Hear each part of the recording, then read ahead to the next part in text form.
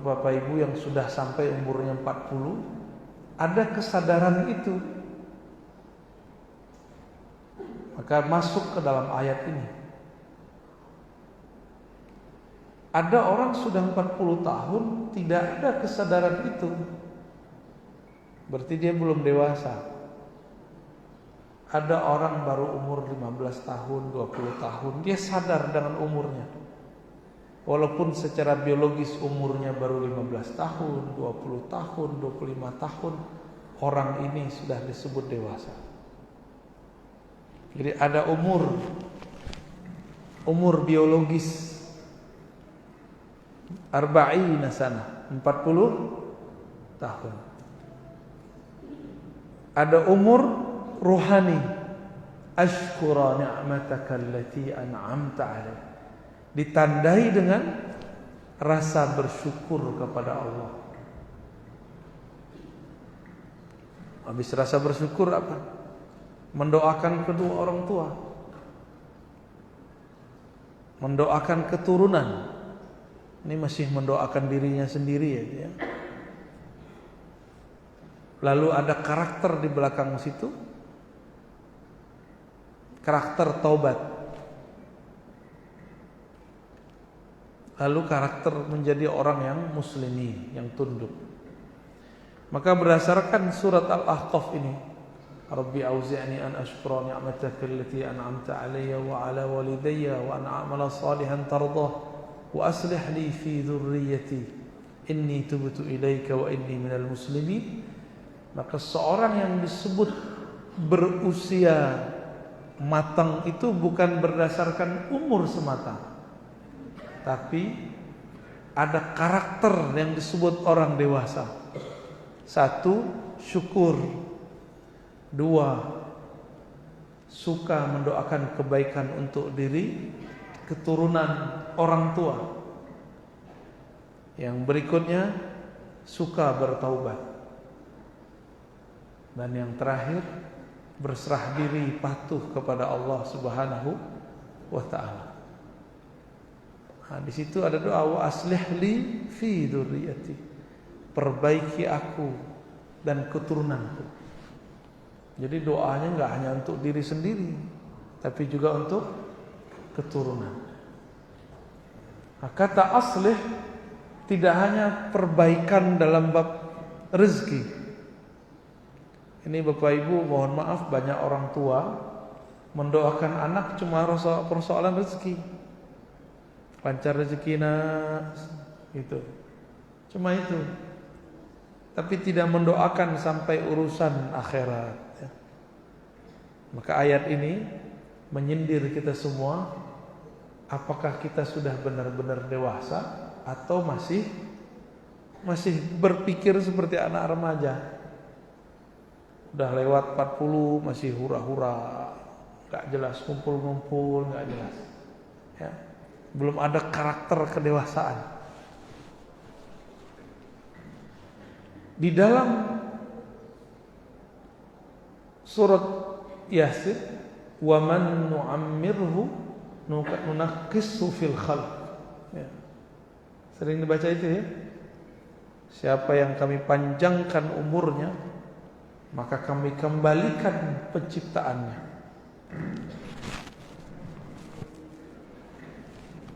Mohon maaf, orang kalau sudah tua karakternya kayak anak-anak ya? Iya, tapi giginya ompong ya. Anak kecil giginya belum tumbuh, lucu. Kalau udah tua keriput ya. Udah sepuh.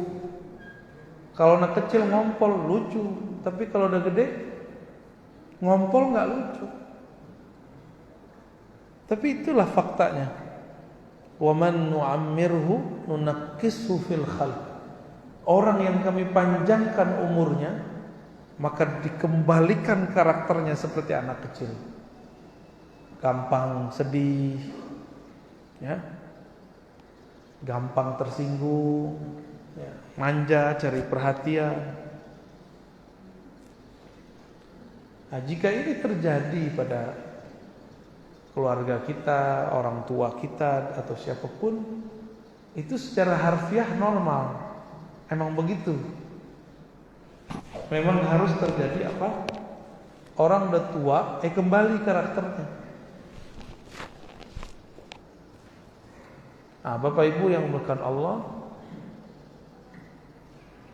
apabila di keluarga kita ada ayah, ibu yang kemudian jadi rewel, ya, kayak bayi, tapi nggak lucu kan? Orang tua rewel, lucu nggak? Orang tua pengen perhatian. Kenapa nggak lucu bagi kita? Karena kita belum merasa tua, belum jadi tua. Coba kalau kita seumur beliau, apa yang terjadi? Kita nyesel dulu tidak memberikan perhatian kepada orang tua.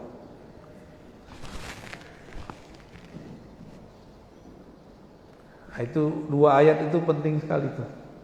Dalam hadis Nabi dikatakan, umru ummati baina sittin ila sab'in wa qalilun man yatajawaz zalik. Umur umatku enggak jauh-jauh dari 60 sampai 70 tahun. Sedikit sekali yang melewatinya.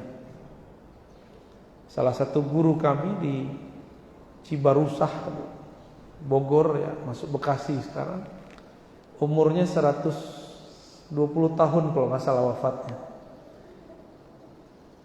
Syekh Abdul Haq Hamidi, dulu ngajinya di Mekah.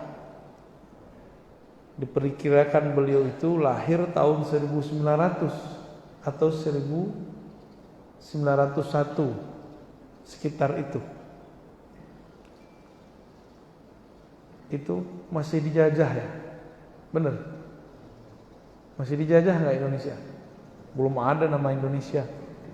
Beliau sudah ke Mekah tuh, ya, tahun-tahun awal itu. Tapi orang datang ke beliau minta doa, minta diajarkan zikir. Itu yang tersisa. Badan sudah sepuh, sudah lemah, tapi setiap saat, setiap hari orang datang minta diajarkan zikir, diijazahkan zikir. Salah satu yang beliau ijazahkan itu kitab Dalailul Khairat, kumpulan sholawat. Umur 119 tidak, akal sehatnya itu nggak hilang. Ini kadang ada orang baru umur 40 sudah oleng, ya. Baru di PHK udah hilang akal. Itu kiai nggak pernah jadi karyawan, nggak pernah stres tuh, ya. Kenapa dia tidak pernah stres? Karena tidak pernah menggantungkan kolbunya kecuali kepada Allah Subhanahu wa Ta'ala. Bapak Ibu, bagi yang akan menyongsong 40 tahun atau yang sudah 40 tahun, maka harus berubah cara berpikirnya. Dari berpikir materialis menjadi kerohanian. Syukur itu bukan dari masalah fulus saja. Nabi mengatakan, nikmat terbaik yang kamu minta adalah al-afiyah, sehat. Coba, udah lihat belum teman kita duitnya banyak, penyakitnya banyak, habis gak duitnya? Habis. Udah lihat belum orang biasa, sedang mungkin rezekinya nggak bagus, tapi dia sehat. Banyak orang begitu. Sebenarnya orang-orang yang sehat itu dia dapat kekayaan lain, yaitu kesehatan. Dan faragh, kelapangan waktu, nggak sibuk, banyak waktu dengan keluarga. Bagi saya, waktu yang banyak bersama keluarga itu bagian dari kekayaan. Benar gak? Yang dulu pernah sibuk, pernah lama di luar rumah, itu miskin itu, walaupun duitnya banyak. Orang-orang yang banyak hidupnya di luar, dan dia kemudian jauh dari pasangannya, jauh dari anak-anaknya, fahuwa miskin. Ini saya lagi miskin ini Pak. Udah 3 hari nggak ketemu anak kan, miskin itu. 3 hari nggak ketemu pasangan, miskin. Dulu guru kami mengatakan, ya miskin, ya, wahai orang miskin. Apa artinya? Wahai orang malang gitu. Sungguh malang dikau. Punya duit tapi jauh dari istri, punya duit tapi jauh dari anak. Bapak Ibu yang dimuliakan Allah, ukuran kita kaya itu selalu duit. Akhirnya kita sibuk di luar, ya, sibuk kemudian mengurusi hal-hal yang menurut kita bisa membahagiakan mereka. Padahal anak-anak itu belum tentu bahagia kalau kita lama-lama di luar, ya. Maka adalah hadis Imam Bukhari, ni'matani maghbunun fihima katsirun minan nas. 2 nikmat yang kebanyakan orang luput menyadarinya, luput untuk mensyukurinya, bahwa itu adalah kekayaan besar. Apa itu? As-sihhah wal faragh. Sehat dan waktu luang yang banyak. Maka yang masih punya waktu bersama keluarga, walaupun rezeki tidak seperti orang luar, tapi nikmatilah, ya. Dan orang Indonesia ini kan hidupnya paling santuy, benar ya? Corona nggak corona, santai. Makan tetap 3 kali sehari, ya. Ya benar. Kita ini sangat santai, maka angka stres di negeri ini tidak terlalu banyak. Dibandingkan negeri yang kata orang sangat maju, kita dijajah dengan kendaraan-kendaraannya. Negeri Jepang itu angka stres hampir tiap hari ada. Apalagi ada musim-musim PHK. Di sana orang bilang gaji 20 juta itu paling kecil. Ya iya, biaya hidupnya kan besar. 20 juta sama kayak kita gaji 2 juta di sini. Bayar apartemen, bayar pajak, bayar ini, kendaraan. Kendaraan, mereka bikin kendaraan untuk kita yang menikmati orang Indonesia. Mereka naik apa Pak? Naik kereta. Kereta api. Bukan kereta api juga ya, kayak komuter lain. Kalau di Jakarta kayak MRT. Habis hidup di situ. Berangkat, bahkan banyak yang tertidur lagi berdiri. Tuntutan kerja sangat banyak. Orang Indonesia masuk kerja jam 8, telat jam 9 pun boleh, ya. Nikmat jadi orang Indonesia itu. Ini yang Nabi singgung. Nabi lagi ngomongin orang Indonesia kali ya. Ni'matani, 2 nikmat besar yang kalian tidak pernah sadari, syukuri. Sehat dan faragh, waktu yang luang. Kita nggak syukuri itu. Orang Cina Pak bangun Abu Dhabi, ya, orang Abu Dhabinya ngongkang-ngongkang kaki, ya. Mereka dapat dana. Tuh kalau bapak mau kawin tuh di sana, mau nikah, dapat dana dari pemerintah. Mau kawin lagi dapat lagi dari pemerintah. Yang kerja, yang bangun siapa? Orang Taiwan, orang Cina, orang Jepang. Mereka tender-tenderan. Orang Arabnya pakai gamis aja tiap hari kan. Kita kira pakai gamis Islami. Saya bacain assalamualaikum gak dijawab Pak. Ngetes di imigrasi di luar, gak ada Islaminya. Maka baju begini bukan baju Islami. Ini kebetulan guru saya pernah pakai baju putih begini, gamis. Maka saya menganggap ini baju guru saya. Banyak kok yang pakai gamis putih, pakai udeng-udeng, pakai kerudung. Dibaca assalamualaikum enggak jawab, songongnya bukan main. Assalamualaikum. Gitu aja. Sibuk di situ mereka. Dulu orang Saudi hidup santai. Sebelum pandemi sempat orang-orang yang hidup santai itu dipaksa bekerja. Caranya gimana? Orang Indonesia yang dulu jadi sopir, jadi karyawan dipulangkan. Cowok-cowok dipulangkan, laki-laki itu. Akhirnya terpaksa lah orang Saudi mau bekerja. Lagi asik-asik bekerja, corona datang. Ya. Baru nyesel, wah, waktu bekerja itu indah.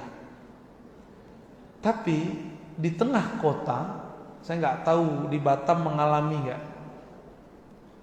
Di kota-kota padat ini Batam kan termasuk aktivitasnya luar biasa. Selama pandemi work from home-nya jalan atau gimana? Atau kerjanya tetap di kantor, di pabrik, di industri? Tetap jalan ya? Berarti nggak ngaruh ya. Tapi kalau di ibu kota di luar sana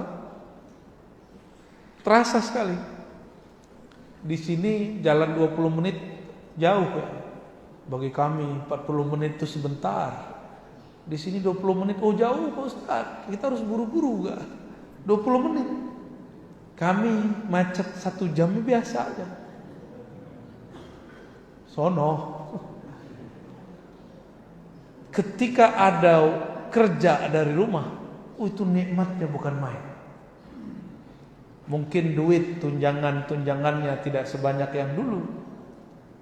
Nikmat dompetnya berkurang, tapi nikmat bersama keluarga, bisa sholat bersama di rumah, nikmat sehat, itu luar biasa. 11-12 itu rasanya. Nah, inilah hadis ini yang jarang disadari orang. Kita bacakan ulang di sini. 2 nikmat yang jarang disyukuri, 2 nikmat yang bakal disesali. Nikmat sehat, nikmat waktu luang. Ini saya lihat nih banyak yang nafsu makannya Masya Allah ini ya. Suka makan itu tuh, isi perutnya kambing. Bukan kucing Pak, sapi, apa tuh namanya tuh? Jeruan. Aduh. Sesekali bolehlah Pak ya. Apa yang kita makan di waktu muda, lalu jangan salahkan jika itu menjadi beban di masa tua. Dulu suka minum-minum di masa muda, ya sudah nikmati, rusak saluran pembuangan airnya ketika sudah umur 40. Dulu di waktu muda suka makan gaji. Suka gaji kan? Sama gaji ya. Beda hak sama enggak aja ya. Suka digaji sama suka makan gaji ya. Itu kan enggak baik sering-sering untuk darah kita. Tapi karena selera enggak bisa ditahan, makan tiap hari. Belum 40 tahun udah kolesterol, hipertensi. Ditambah nggak mau mengamalkan sunnah Nabi, berbekam. Tahu bekam Pak? Ini saya mengimbau, terutama orang Sumatera, orang Batam, bekamlah tiap bulan. Jangan cuma minum pil untuk membersihkan darah, mengencer darah. Ini bahaya. Buang darahnya. Gimana caranya? Dibekam. Karena makanannya itu santan-santannya Masya Allah itu ya. Gulai apa namanya? Gulai cincang apa? Masya Allah. Sayang gak sama badan? Ya.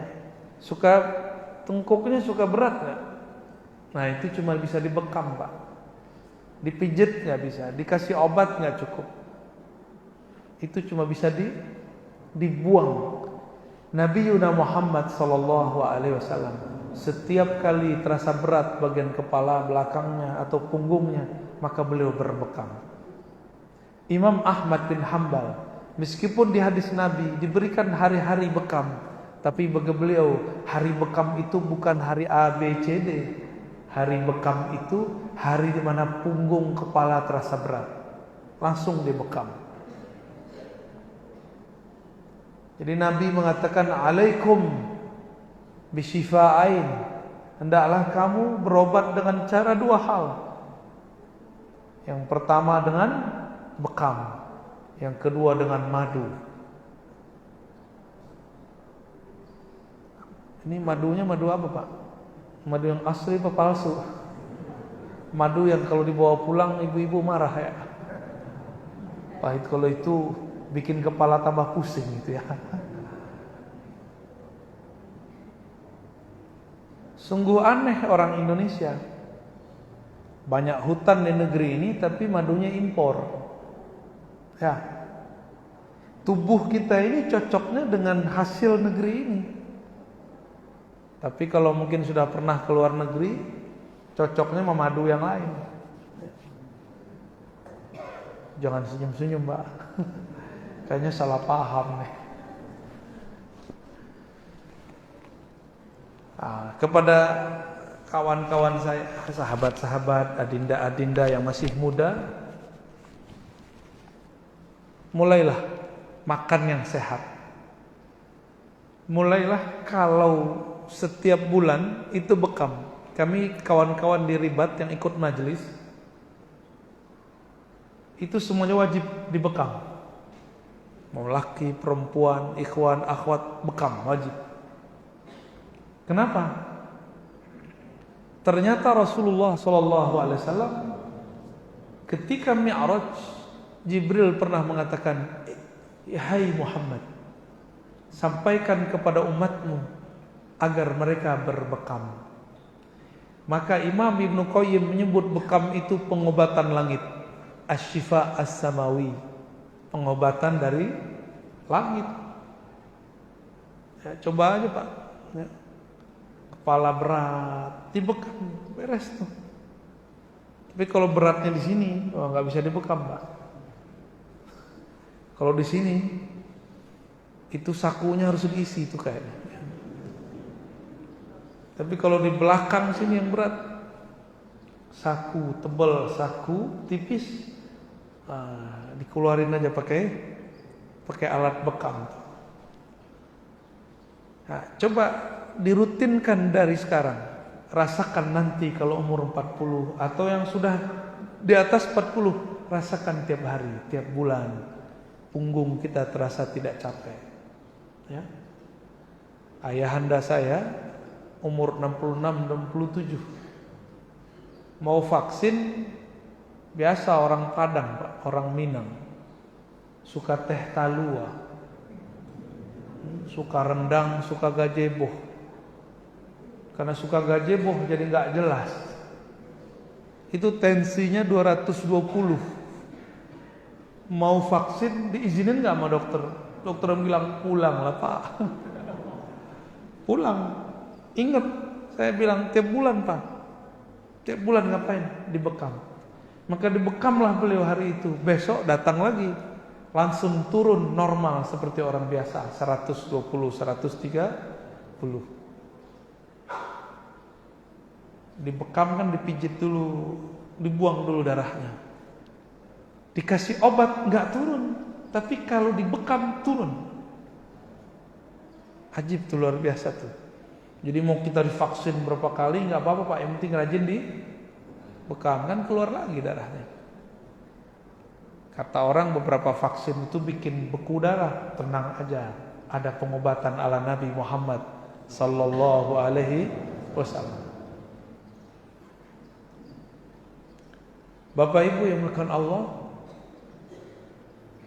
satu kali ada dua jenis orang datang ke Nabi musim puasa. Yang satu orang yang sudah sepuh datang, ya Rasulullah, bolehkah aku jika berpuasa lalu peluk-peluk istriku, bermesraan dengan istriku? Kata Nabi, "Na'am, boleh." Datanglah anak muda baru menikah, minta izin, ya Rasulullah, bolehkah aku bermesraan dengan istriku? Nabi bilang, lah nggak boleh. Oh ternyata yang ini darahnya sudah lemah, yang ini darahnya masih strong.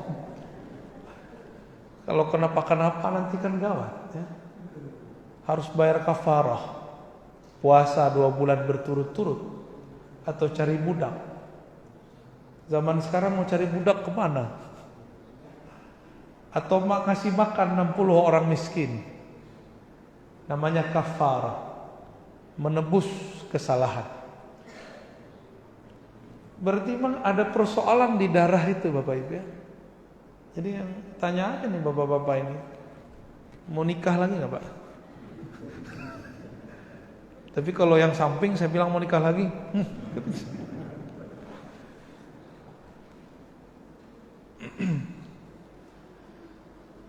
Nabi SAW mengisahkan kepada kita bahwa Nabi Isa ketika diangkat umurnya sekitar 32 atau 33 tahun. Umur saya lebih dikit Pak. Udah 35 mau 36 ini. Jadi lebih tua dikit dari muka Nabi Isa. Jadi Nabi Isa sekarang kalau kita ketemu umur 32, ternyata itu umur orang paling aktif, bekerja paling sibuk, karir sedang menanjak,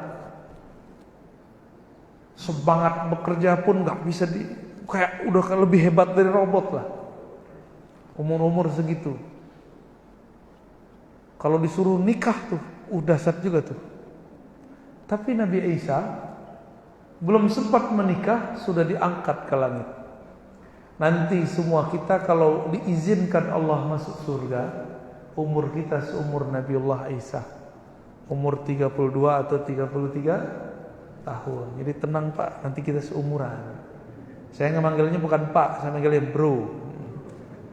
Mas Bro.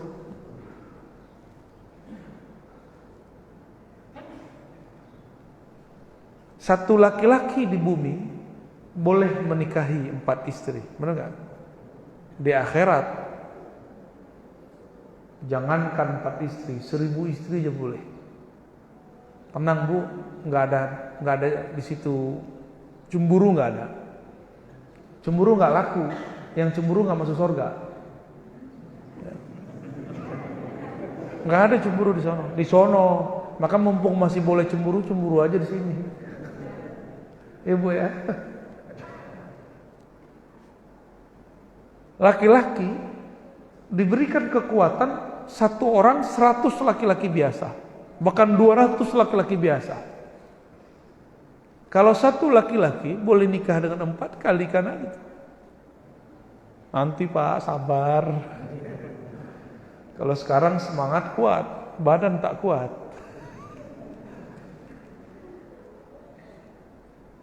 Saya bertemu orang umur 60, Masya Allah. Apa kata dia? Aku nih nikah lagi juga kuat bro, kata saya. Oh gitu Pak. Ternyata pakai obat kuat. Oh di sorga nggak ada. Itu jantungnya hancur ntar Pak, ginjalnya hancur. Pernah dengar nggak orang, mohon maaf, lagi asik-asikan melakukan hubungan spesial dengan yang aja lah tahu pasangannya apa bukan? Mati.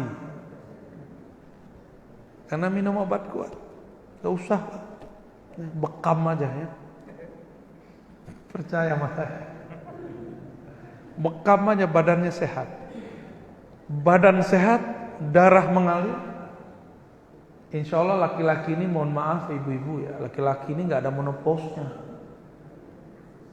Menopausnya kalau stroke aja. Stroke full, kalau stroke ringan masih kuat. Biar gak terjadi itu di masa depan, kurangin makan-makan yang tidak benar. Maka Nabi diperintahkan Allah, kulu, makanlah yang mana? Yang halal dan thayyib. Gak cukup halal, harus juga thayyib. Jadi tuh kemarin kita di rumah Pak Haji Novi dihidangkan makanan, katanya namanya anduk ya. Benar, namanya itu. Tapi gak bisa dipakai pas mandi ya. Apa namanya itu benar? Babat. Kalau di Jawa babat itu kan dijadiin sup. Di sini udah babatnya masalah, kuahnya lebih masalah lagi. Santan lagi. Itu kalau badannya kurang-kurang sehat Pak, langsung tuh naik tensinya tuh ya. Enggak toyib. Maka coba dengar kata dokter, Pak, jangan makan ini. Tapi biasanya kalau dokter yang ngomong Bapak Ibu terima ya. Kalau ustadz ngomong terima gak? Hah? Allah mengatakan kalau makan yang halalan thayyiban, jangan cuma halal, thayyib juga. Kerupuk gede, segede ini kerupuk. Bener gak? Pas digigit kempes, masukin celupin ke kuah kempes. Dia halal, tapi jangan banyak-banyak ya. Saya mau tanya, ini kalau ada dokter, nasi itu thayyib gak? Dimakan sering-sering. Ternyata 1 sendok nasi kita, bukan nasi biryani ya, nasi kita nih glukosanya tinggi. 1 sendok nasi sama dengan 1 sendok gula.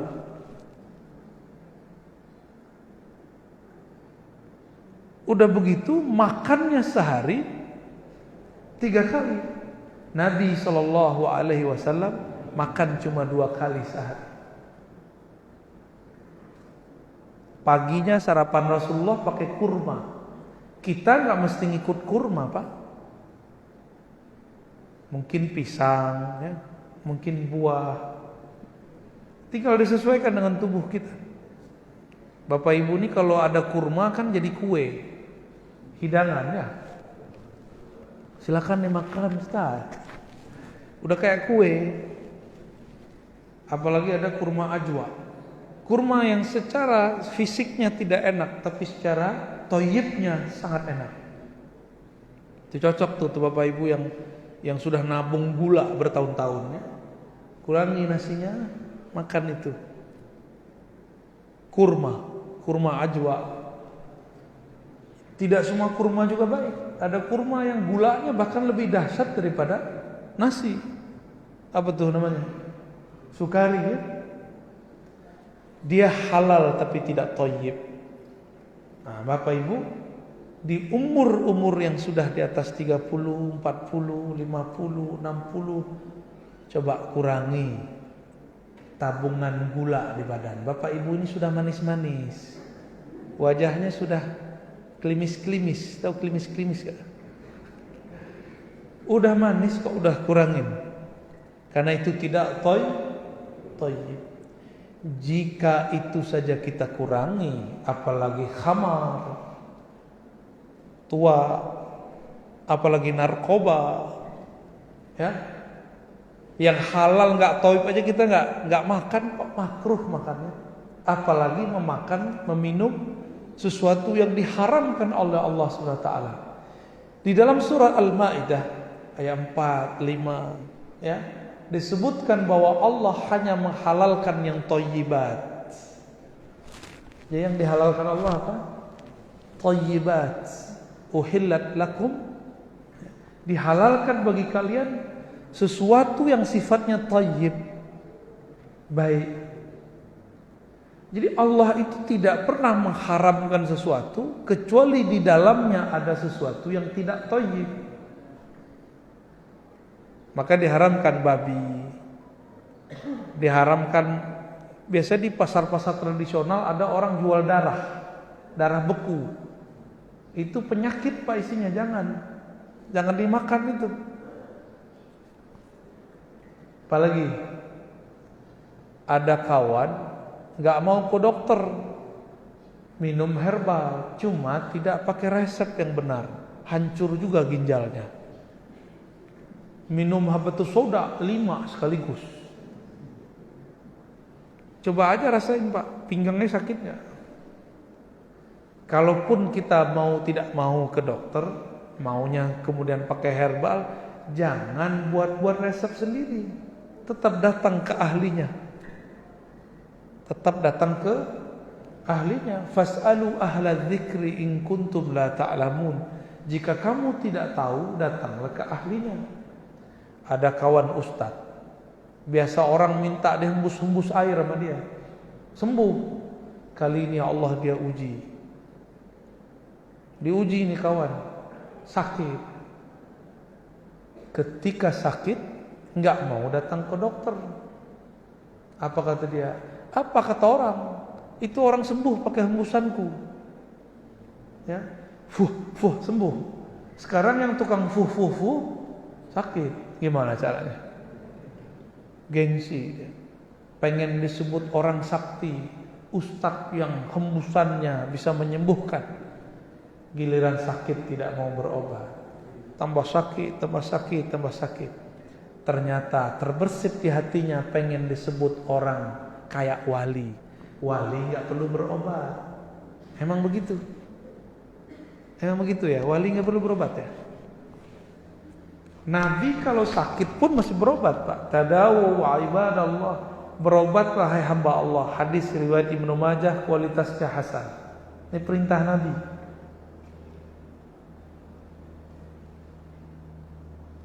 Inilah yang dikatakan dalam Al-Hikam Ibnu Athaillah As-Sakandari.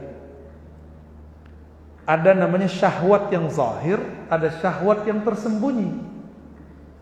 Syahwat yang zahir, mata suka melihat yang cantik-cantik, yang gagah-gagah. Telinga senang mendengarkan aib. Mulut ini suka ngomong yang ya begitulah. Lidah ini suka makan yang enak. Itu syahwat zahir. Badan, tangan, itu semuanya suka syahwat yang zahir, keinginan zahir. Ternyata ada namanya keinginan yang tersembunyi, syahwat tersembunyi. Ingin disebut mengamalkan sunnah, maka dia minum herbal aja, gak mau ke dokter. Padahal kalau Nabi hidup hari ini, kira-kira Nabi membolehkan gak ikut kedokteran? Ikut para dokter, boleh gak? Gimana ayo kira-kira? Saya mau cek, Pak. Ada yang ngerti sejarah bekam gak?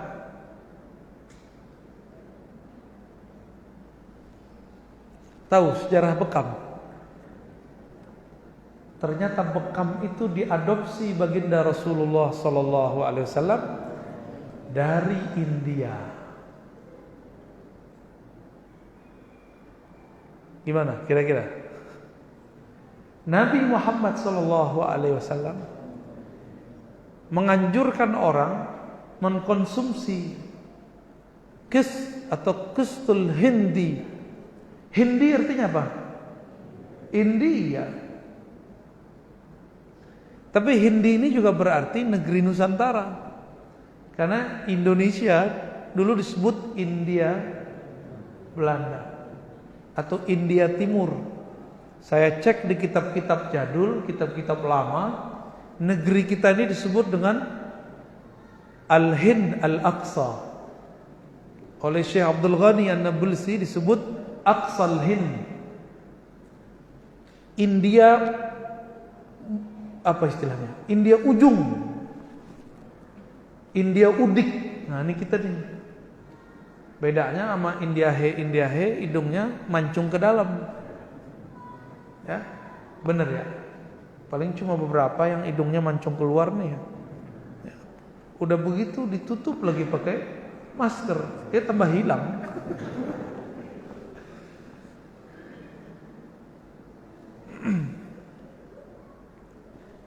Dinar. Ini bukan kesehatan. Dinar itu transaksi, alat transaksi yang digunakan Rasulullah SAW mengadopsi apa yang sudah dipakai oleh orang Romawi Persia. Berarti Nabi ini terbuka nggak orangnya? Boleh nggak kita menghidupkan kembali dinar? Boleh. Tapi sekarang udah ada alat tukar baru. Di Indonesia ada rupiah, di luar sana ada dolar, ada euro, bahkan sudah ada nama macam-macam ya. Ini masih dikaji banyak ulama nih, kripto. Ya, ada kan? Saham kripto ini ulama kita lagi lagi berdebat ini hukumnya apa ini. Ya. Kalau saya punya pandangan sendiri, tapi saya nggak boleh sampaikan di depan umum ya. Saham di zaman Rasul nggak ada, tapi Rasulullah SAW dulu mengadopsi dari luar. Kira-kira Nabi ini canggih nggak? Canggih nggak Bapak Ibu? Bapak Ibu ini pakai baju buatan mana ini? Model apa itu Pak? Model Cino. Cuma sudah dibuat di Bandung, ya, dibuat di Tasik, nyampe ke Batam. Nabi SAW pakai jubah Bahrain, pakai jubah Rum, jubah Romawi, pakai jubah Ethiopia, jubah Yaman. Jadi Nabi ini orangnya fleksibel. Ini katanya ikut sunnah, bajunya lusuh. Enggak, Rasulullah itu bajunya berganti-ganti, bagus. Mustauradat, diimpor dari luar.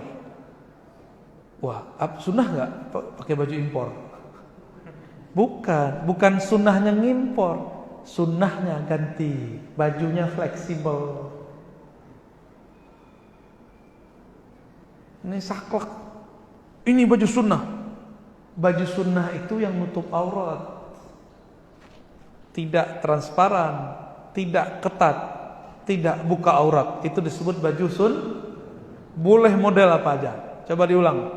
Baju sunnah itu apa? Tidak buka aurat, oke. Tidak transparan. Transparan itu apa? Membayang.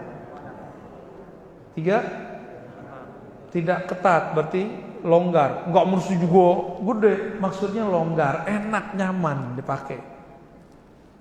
Cuma kan Bapak Ibu ini pengen kelihatan seksi. Seksi. Swag. Apalagi? Udah. Coba diulangi. Tidak buka aurat. Tidak transparan, tidak ketat. Kayaknya ada yang kurang nih. Udah ulang lagi deh. 4T deh, 4T. Tidak buka aurat, tidak transparan, tidak ketat. Apa yang kurang nih? Gak mahal ya. Tidak menyerupai lawan jenis di tempat tersebut. Suatu kali ada orang pakai baju, tapi bajunya beda dengan baju orang Mekah. Saat itu Ibnu Abbas sedang hadir di kota Mekah. Kata beliau, pakailah bajunya orang Mekah, ilbas libas ahli Mekah, biar kamu gak dipelototin orang. Di zaman itu orang Mekah bajunya belum banyak, mirip-mirip kayak sekarang. Ibu-ibu kalau datang ke sana pakai mukena dari Indonesia, pasti dipelototin sama mbak-mbak Mekah, mbak-mbak Arab. Karena baju perempuan Arab itu 3 aja, hitam, terus hitam, dan hitam lagi.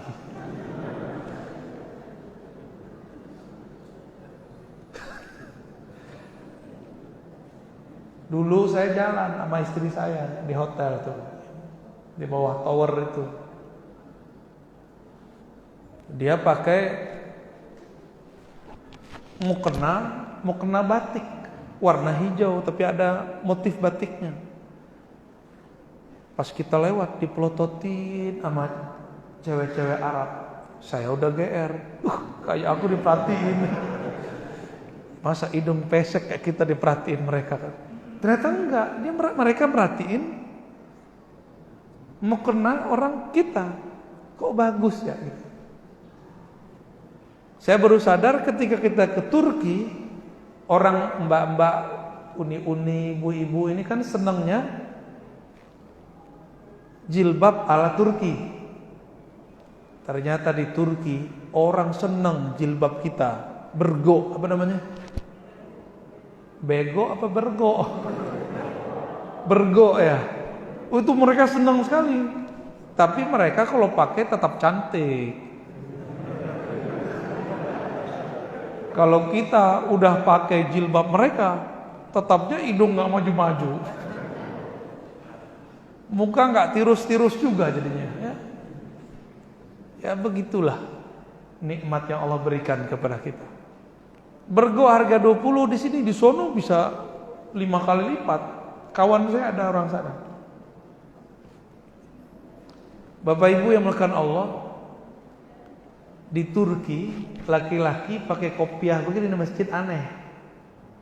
Cuma imam masjid pakai serban. Orang biasa di luar-luar tuh enggak, itu dilarang bahkan kalau pakai tutup kepala.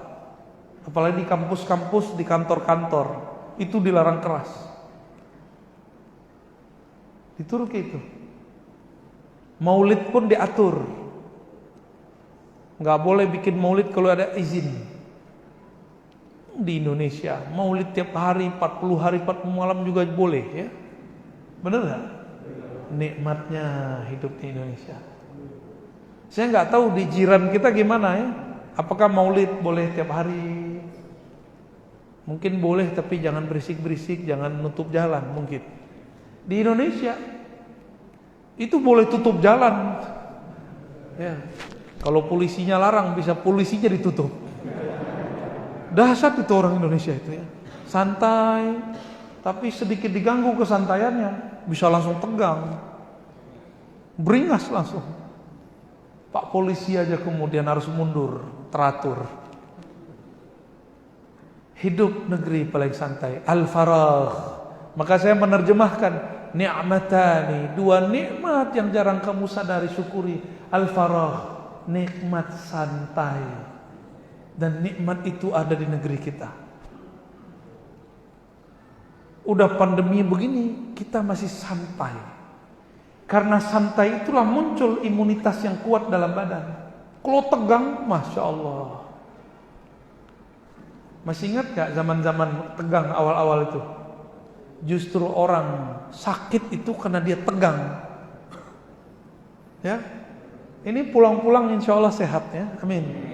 Insya Allah, apalagi udah sholat, udah duduk di masjid, kata malaikat. Jadi malaikat nih sekarang Bapak Ibu, dari tadi gak berhenti doain Bapak Ibu nih. Allah marhamhu, ya Allah turunkan rahmat kepada hambamu ini. Allahumma sholli alaihi, ya Allah berkahi dia. Hadis Imam Bukhari dan Muslim. Madama fi musalla, selama dia masih duduk di tempat sholatnya. Ini kan tempat sholat kita semua. Dari tadi Bapak Ibu gak sadar kan didoain malaikat. Itulah yang membuat energi rohani kita bawa pulang. Orang yang sering ke masjid lebih sehat daripada orang yang menahan dirinya di rumah. Maka alhamdulillah sampai sekarang gak ada klaster masjid. Alhamdulillah gak ada itu. Karena justru tambah kuat. Ada masa kalau kepala ini di atas terus, gampang sakit kita dan dia harus sujud supaya darahnya turun, dingin, sejuk. Bapak Ibu yang makan Allah, inilah nikmat jadi orang yang tinggal di Nusantara, nikmat santuy. Ya, alhamdulillah, syukuri Pak. Ini kaya ini. Bapak tinggal di Jepang, Masya Allah. Manusia udah kayak robot. Kayak robot manusia udah. Maka orang Jepang tuh buat film, pindah ke desa-desa, khayalan aja itu, gak ada. Mereka membayangkan tinggal di desa-desa. Kalau kita kota sama desa, bedanya gedung, belakang gedung udah kayak kampung. Jakarta Pak, Selipi, apalagi sebut semua gedung-gedung, itu gak jauh dari sana udah perkampungan. Jakarta itu sholawatannya tiap malam, maulidatnya tiap malam. Saya datang ke satu tempat, saya tanya, di sini nggak pernah lockdown Pak? Lockdown apa kamu katanya? Bid'ah. Kami di sini maulid tiap pekan kita maulid. nggak tahu mau pandemi nggak pandemi, maulid, masya Allah. Tapi pakai masker. Ya. Memang kalau maulid pakai masker nggak enak Pak. Sallallahu alaihi Muhammad. Ya mau gimana lagi? Kata mereka, yaudah kita ngalah. Maulid pakai masker, kita pakai masker. Cuma jaraknya sama aja ya. Satu kali saya pulang kampung Mbak ya, diundang ke masjid kampung saya, masjid kampung ibu saya. Ibu saya tinggal di Payakumbuh, nama kampungnya Tanjung Gadang. Saya diundang ke sana, itu bukan diundang, pulang kampung. Ternyata wakil pejabat nomor 2 di kota datang. Sholatnya dempetan nama kita. Waktu pengajian nanya dia, Ustaz, pertanyaannya ternyata mau nguji, mau mempermalukan saya di depan. Intinya apa? Kenapa Ustaz gak pakai masker? Intinya itu. Kita kan lagi pandemi. Saya nggak tahu kalau dia itu orang nomor 2 di kota. Saya cuma bilang, maaf Pak, saya punya dokter rujukan lain. Mazhab kita beda. Mazhab saya bukan mazhab pakai masker. Orang pakai masker, orang sakit. Waktu itu masih perdebatan pakai masker. Waktu itu.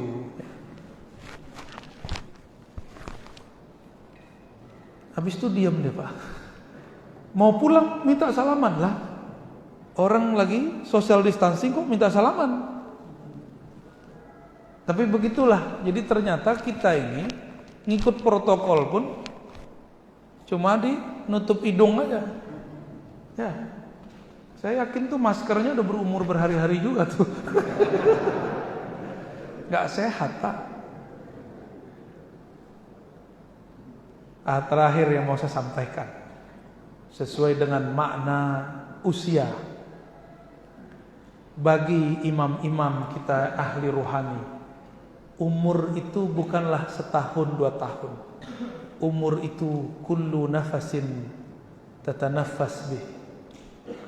Setiap nafas yang engkau hembuskan, itulah umurmu. Yang pernah kena corona, terus saturasi oksigennya bermasalah, kurang dari standar, ngap-ngapan nggak? Bener? Gitu, kalau orang mau sekarat aja. Pernah ngalamin? Sebagian? Ada yang sudah alumni di sini? Lulusan COVID, LSEC. Oh ini saturasi oksigennya berapa Pak? Oh nggak cek. Sakti bener. Tapi sempat lemas. Itu kalau dicek oksigennya masalah itu. Dosen kami, guru besar kami, ya, Ibunda Khuzaimah, Profesor Doktor, mengalami hal itu.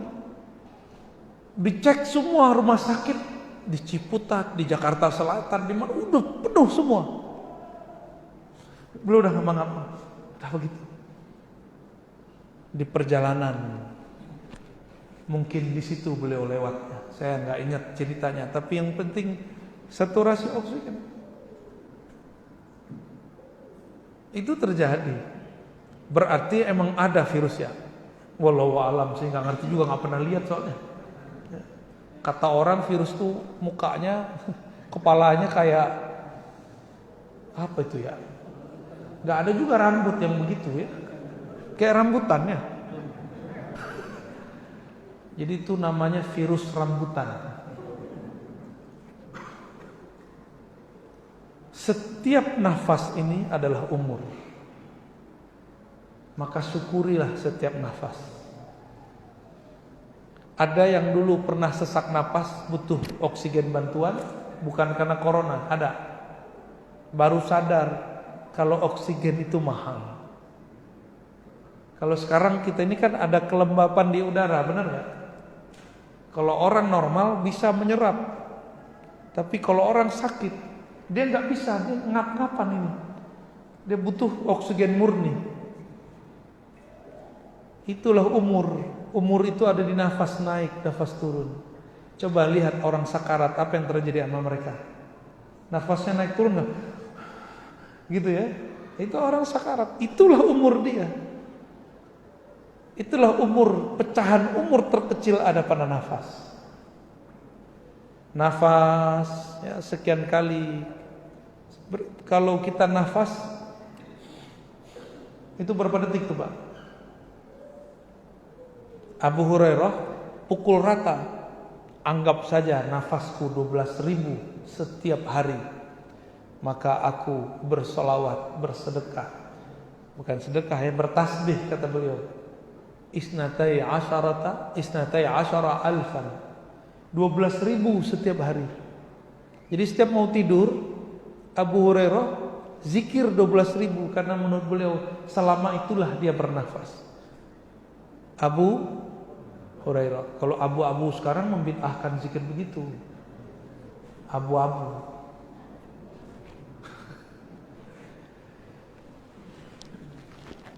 Dengan ini maka mari kita syukuri umur yang ada. Semoga kita termasuk ke dalam orang yang balagha asyuddahu wa balagha 40 sana, yang sampai umurnya baligh cukup 40 tahun matang, dan dia mengatakan Rabbi auzi'ni an ashkura ni'mataka allati an'amta alayya. Ya Allah, bimbing aku, limpahkan rasa syukur ke dalam diriku. Doa kita seperti itu ya. Jadi setiap hari Pak coba doa, ya Allah bimbing aku mensyukuri nikmat. Bahasa Arabnya auzi'ni an ashkura ni'matak. Ya Allah bimbing aku untuk bisa mensyukurimu. Jadi kita bisa syukur pun Allah yang bimbing. Maka jangan minta pahala dari amal. Kenapa? Karena kita bisa beramal karena Allah yang gerakkan. Semoga yang hadir ini diberikan sifat syukur Allah Subhanahu wa taala. Amin ya rabbal alamin. Apa tanya jawab nih ya? Iya, ada yang titip tanya. Ustadz akhir zaman, maksudnya apa ini? Bagaimana pandangan Buya tentang seorang ustadz yang ceramahnya selalu memprediksikan terjadinya hari kiamat, tapi selalu meleset? Waduh, Bapak ini tega juga nanyanya ya. Padahal statementnya selalu disertai dengan dalil-dalil yang katanya itu hadis Nabi Muhammad sallallahu alaihi wasallam. Bagaimana cara menyikapinya? Mukmin itu nggak pernah jatuh di lubang yang sama 2 kali. Ini kawan udah jatuh berkali-kali. Cuma retorikanya dahsyat. Sekarang karena dalil sudah tidak kuat, pakai mata batin. Menurut mata batin saya. Emang bisa begitu tentang kiamat? Enggak bisa begitu ya. La ya'lamul ghaiba illallah. Besok itu gaib. Enggak usah besok, tar aja gaib. Tidak ada yang tahu masa kegaiban itu kecuali Allah. Hatta Nabi Muhammad diberitakan bahwa Mekah akan difutuh, ditaklukkan. Turun ayatnya tahun ke-6. Ternyata baru qabul, baru wujud tahun ke-8. Nabi Muhammad aja gak terang oleh beliau. Dikabarin iya, waktunya gak tentu. Kiamat itu pasti, waktunya tidak tentu. Kiamat itu mirip dengan kematian.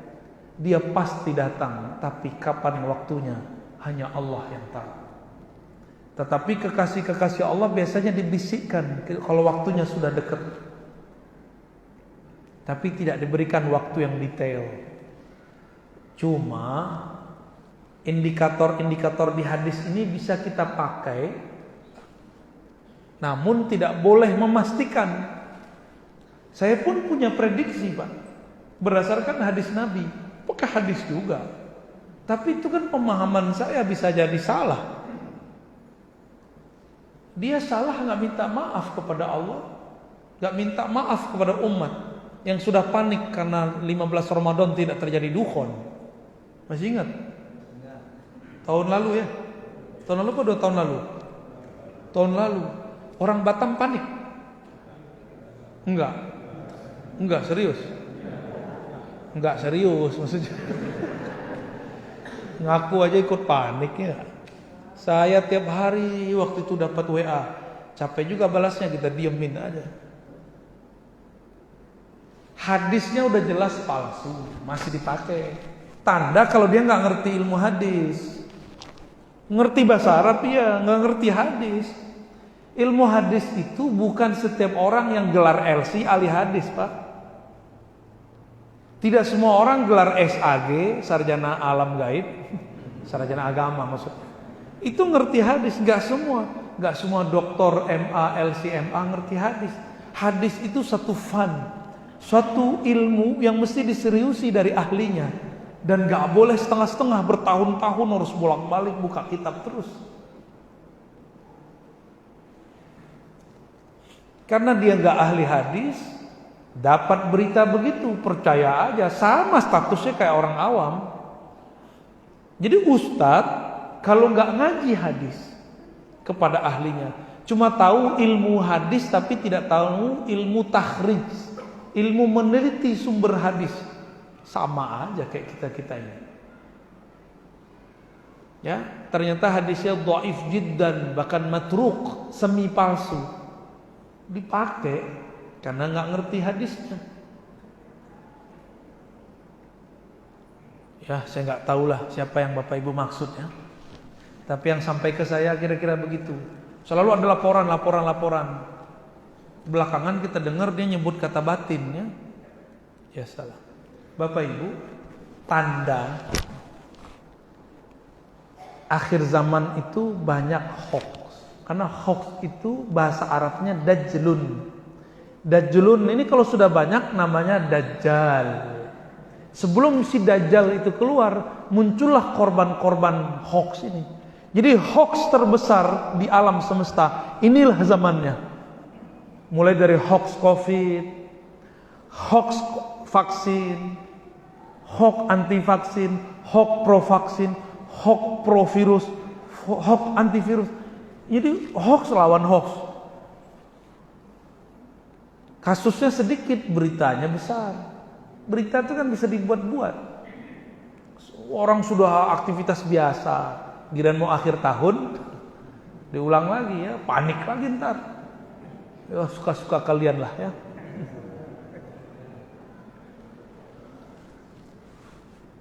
Jadi sepertinya sekarang begitu, hoax dilawan hoax. Kalau hoax lawan hoax jadi apa? Hoax. Gak enak banget. Jadi tidak semua orang pakai dalil pemahamannya benar ya. Siapakah Dajjal pada waktu kecilnya? Nggak ada KTP-nya soalnya ya. Dajjal waktu kecilnya bernama Musa bin Sam'un. Musa itu artinya son of water, Ibnul Ma, bocah air, anak air. Itu arti daripada Musa. Maka ada dua Musa dalam sejarah Al-Quran. Ada Musa Samiri, ada Musa bin Imran. Musa Nabiullah, Musa La'natullah. Ada dua. Jadi nama kecilnya Dajjal apa? Musa. Makanya Nabi Musa ketemu Musa, enggak manggil Musa, manggil nisbatnya Samiri, karena dia dari kampung Samara si Dajjal ini. Ma khatbuka ya Samiri? Ada apa kamu wahai Samiri? Dia enggak bilang Musa, kan Musa nama ini dia. Ya. Apa kaitannya dengan surah Al-Kahfi yang faedahnya menjaga pembacanya dari fitnah Dajjal? Bagus ya. Banyak yang bingung, apa hubungannya Al-Kahfi sama Dajjal? Dajjal itu raja hoax. Hoax yang paling parah adalah hoax tauhid. Nanti ada masa paceklik. Kalau mengikuti sejarah Nabi 3 tahun, mungkin nanti juga 3 tahun. Baru dia keluar. Saat dia keluar lamanya 40 hari. 1 hari sama dengan setahun. Berarti rasanya berapa tahun? 40 tahun. Lama atau sebentar itu? Saya aja belum sampai 40 tahun. Udah lama sekali hidup rasanya. Mau kembali ke masa kecil udah nggak bisa, udah punya anak kecil.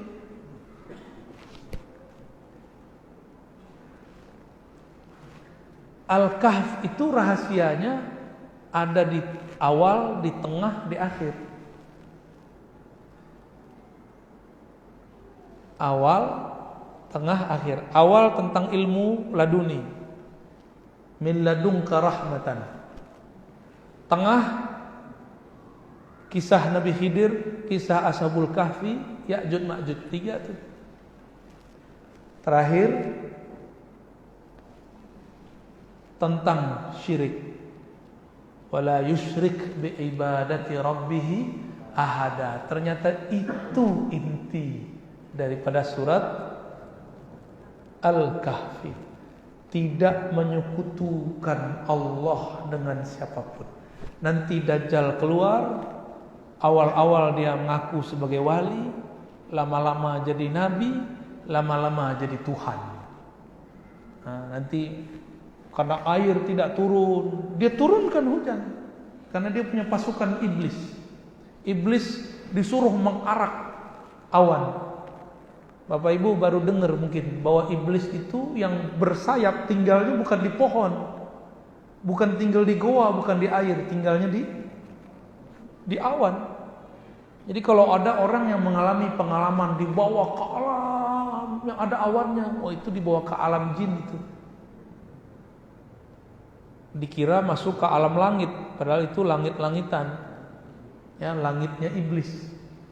Karena iblis itu nggak bisa tembus. Nggak bisa tembus ke langit pertama semenjak Rasulullah SAW lahir. Ya, gitu ya. Dari Taki Batam. Oh, ada 2 nih. Zikir bagaimana yang dapat membuat hati kita lebih dekat kepada Allah? Zikir yang membuat hati kita dekat, zikir yang sesuai zahir dengan batin. Lidah baca apa, kolbunya ikut mengiyakan. Sejalan zahir dan batin, maka zikirnya akan mendekatkan diri kita kepada Allah. Bagaimana cara kita menata hati agar mengurangi bisikan-bisikan negatif dalam hati? Pertama, bertawuzlah kepada Allah, berlindung kepada Allah. Dari siapa? Dari syaitan yang bernama Khannas. Jadi yang membisik-bisikan di kolbu itu namanya Khannas. Langsung sebut, a'udzubillah minasyaitonirrajim, biismihi Khannas. Aku berlindung kepada Allah dari syaitan yang bernama Al-Khannas. Kabur dia Pak langsung. Insya Allah. Yang kedua, belajar tauhid yang benar. Yang ketiga, belajar fikih jangan terlalu ketat. Karena belajar fikih terlalu ketat membuat was-was. Belajar fikih itu yang santuy ya, yang bisa kita bermanuver. Mazhab ini kan banyak, tinggal dipilih mana yang relevan untuk zaman ini. Bagaimana cara mendapatkan kolbu yang muttaqin? Dimulai dari awal ayat, Alif Lam Mim, dzalikal kitabu la raiba fi. Supaya kolbu dapat rahasia takwa, hilangkan raib. Apa arti raib? Ragu, jangan ragu kepada Allah. Yang kedua, hudan lil muttaqin. Quran itu petunjuk. Petunjuk itu bagi orang bertakwa. Takwa itu kata Nabi ada di dalam dada. Maka carilah ilmu tentang yang di dalam dada ini. Bukan cuma ilmu berpakaian, ilmu zahir, tapi ilmu tentang rohani. Bagaimana cara hidup agar bisa husnul khotimah? Oh, maksudnya apa nih? Bagaimana cara hidup agar bisa mati husnul? Sebelum tidur, buanglah semua kebencian. Bangun tidur, tumbuhkan rasa cinta kepada Allah, Rasulullah dan semua makhluk. Itu aja. Mau yang ringkas kan? Kalau memang banyak ada lagi. Yang banyak baca la ilaha 70.000. Pasti nggak mau. Apakah boleh nama ruh diketahui? Boleh diketahui. Cuma yang tahu nama itu cuma wali-wali Allah yang pangkatnya disebut Al-Ghaus. Tapi orang lain boleh tahu, ya. Cuma yang memberitahu siapa gitu. Karena banyak juga orang menyebut nama ruh, tapi nama-namanya kok nama-nama Jawa, nama-nama Melayu. Disebut nama gaib lah, nama ruh lah.